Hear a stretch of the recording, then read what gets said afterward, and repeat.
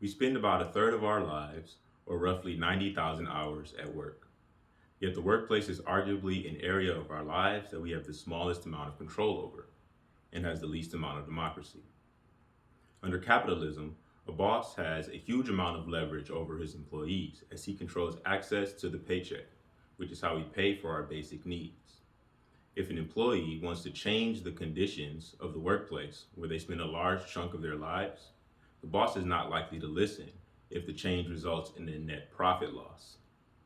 Rather than change the conditions of the workplace, like incorporate more safety measures, allow for more break time, or increase employee pay, an employer would simply fire you and hire someone who is willing to do the work without the changes, especially if the job is considered low skilled work. Your boss considers you and your labor to be replaceable. And in a market where there is always another person ready to work who needs the money, he is right. Now, if you're watching this and you identify as a capitalist or even a libertarian, you might be saying, well, why don't you, as the worker, simply leave the company that won't implement those changes that you wanted for a company that offers you better pay? The only problem is the CEOs of an industry have all decided to maximize personal profits and made the worker's salary the bare minimum for you to be able to feed yourself. There is no recourse. You either put up with the subpar conditions or you starve. That is where unions come in. For those of you with siblings, have you ever wanted to ask your parents for something, but you knew that your case would be made stronger with a higher likelihood of success if you enlisted the help of your sibling and asked together? This is the idea of collective bargaining, and it's what unions are all about.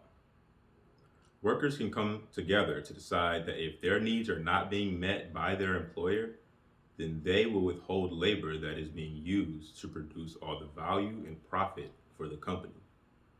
The existence of unions is the basic amount of fairness in an employer-employee relationship that allows for negotiations so that both parties can have a say, and not just one party, the employer, having all the power.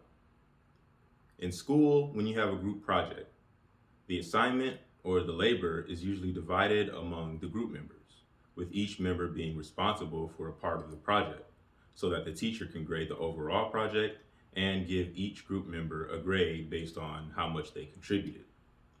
Let's say a group member provided the poster board and the materials for the project, yet they didn't do any of the actual work. And the overall grade for the project, let's say, turns out to be an A+. The member who brought the tools gets an individual grade of an A+. Yet all the other members, the ones who did all the work, let's say they get a grade of a C-.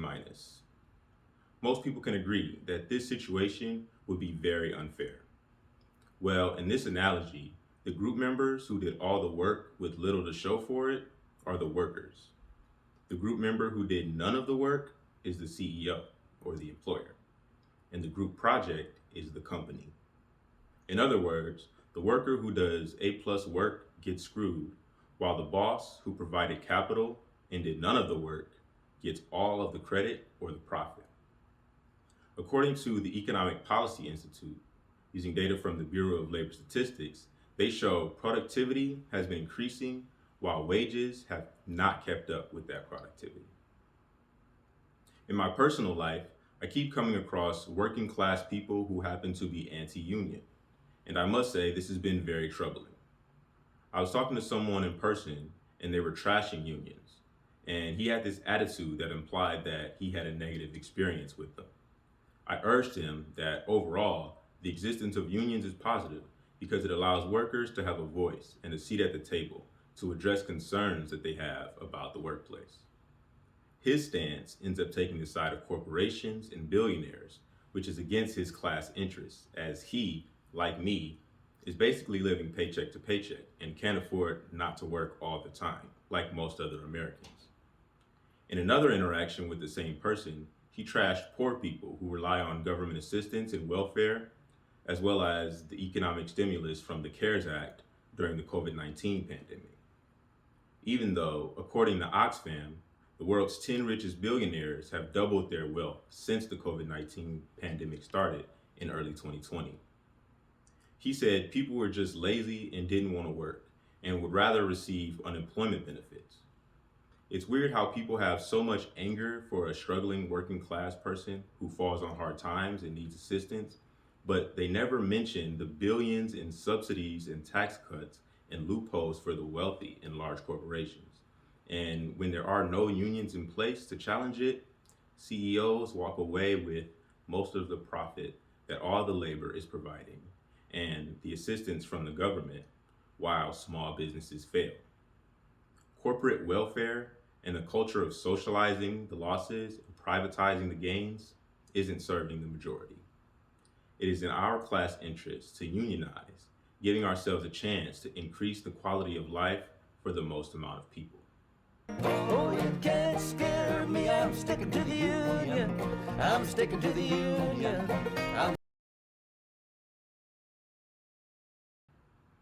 U.S. labor unions began forming in the 1860s in response to social and economic impact of the Industrial Revolution and industrialization in America. It was the era in U.S. history that saw the emergence of important industries in agriculture, oil, mining, railroads, steel, textiles, and manufacturing. Mechanization and the invention of electricity and new mass production methods saw the emergence of factories and the factory system. Children as young as 5 years of age worked in every industry for up to 12 hours per day and made up 20% of the workforce.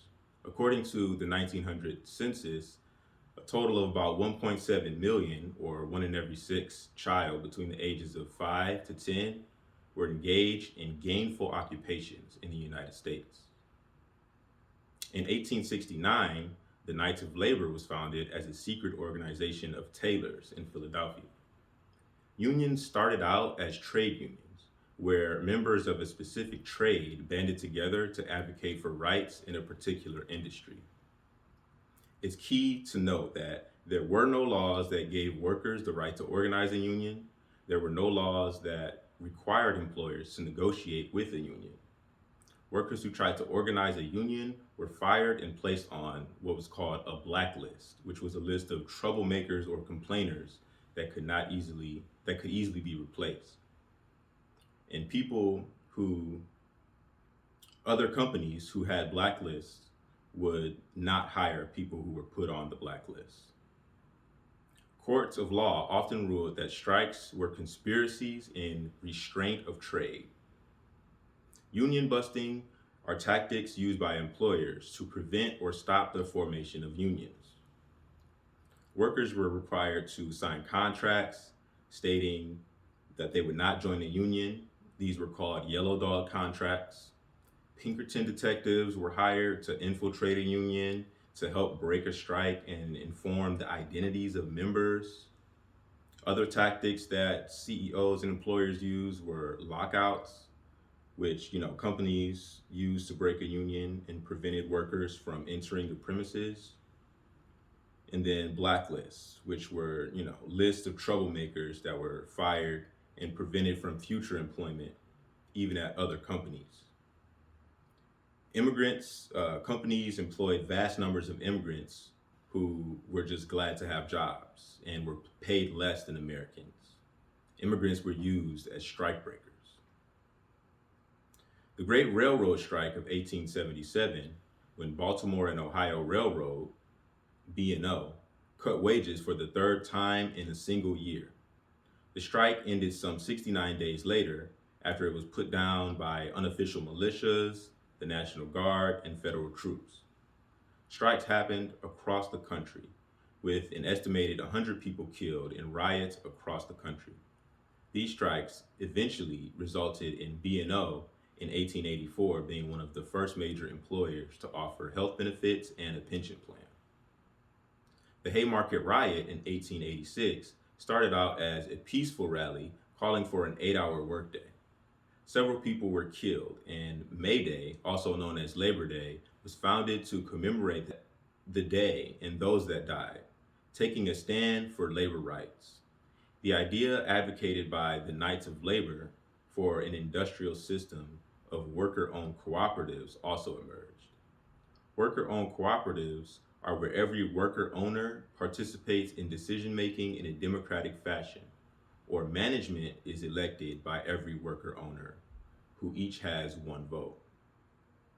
Fast forward a bit to the 1930s. FDR pushed through new legislation in 1935 known as the Wagner Act, or the National Labor Relations Act. The law guaranteed workers the right to organize unions and to bargain collectively. Then there was the Taft-Hartley Act of 1947. Now, this act repealed some parts of the Wagner Act and allowed for some states to identify as right-to-work states, where workers are not required to join existing unions or pay the dues that they require. This legislation will mean that there are some people who will be free riders, enjoying the benefits that the union negotiates without having to pay the dues. My personal opinion on this is that right-to-work laws are valid, because when you force someone to do something, you are infringing upon their rights and freedoms. However, I feel that if a worker does want to join the union, even though it is against their interest to not join the union, they should not benefit from the gains that the union negotiates, hoping that their lower pay, for example, will eventually make them come to realize that they should join the union. Tell me, which side are you on, boys? Which side are you on? Today, there has been a mild resurgence in workers joining unions, with workers of several large corporations winning their negotiations, in part due to the federal minimum wage remaining at $7.25 an hour since 2009, and the fact that a minimum wage worker working full-time cannot afford a one-bedroom apartment anywhere in the United States.